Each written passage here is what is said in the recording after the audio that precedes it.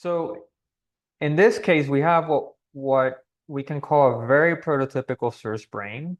And the way we can identify this is by looking at the mold score. So when you have a mold score of 4 or greater, this usually is indicative, or it's going to be indicative of a very CIRSy prototypical brain. And what's implied in this score is swelling of the cortex or the cortical gray matter, swelling of the forebrain parenchyma, which includes the white matter tracts, swelling of the hippocampus, and then the caudate nucleus is small or atrophied, and you actually see it here, right? So atrophic nuclear caudate. So this is considered small. And then everything else here implies that all of these other brain regions or some combination of these brain regions is are enlarged, basically. Um, and so how high of a score you get is just going to depend on how abnormally um, deviated are the numbers for each of these brain regions, given that pattern that I just gave you, right? And one way I like to think about this pattern is essentially what I call a CIRS brain on fire. It's I like to think about it as part of the initial inflammatory response that we see in CIRS.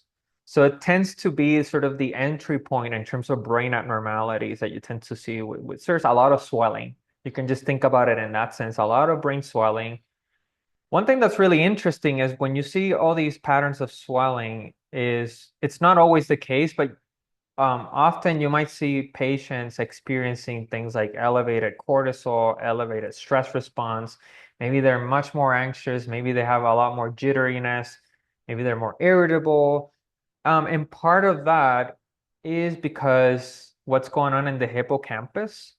The hippocampus is a brain region that's really important for a lot of things, but among them is memory formation and learning, short-term memory, consolidation to long-term memory, right? And the hippocampus is one of the brain regions that becomes severely damaged in Alzheimer's, and that's why we see a lot of memory issues.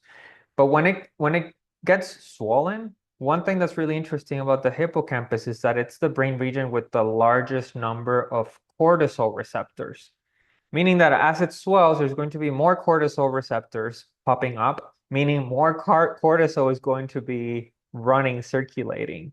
And you might tend to see these in blood tests. If you're in an earlier stage of CIRS, sometimes patients will show chronically elevated cortisol levels and blood tests. It's not always the case, but then that's going to correlate with some of these symptoms that I'm listing here.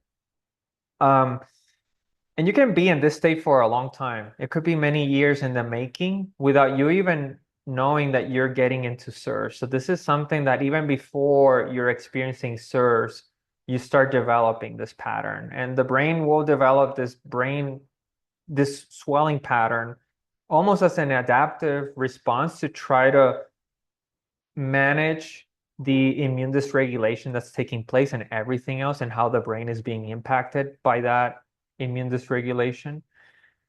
So this is basically a brain on fire type of case.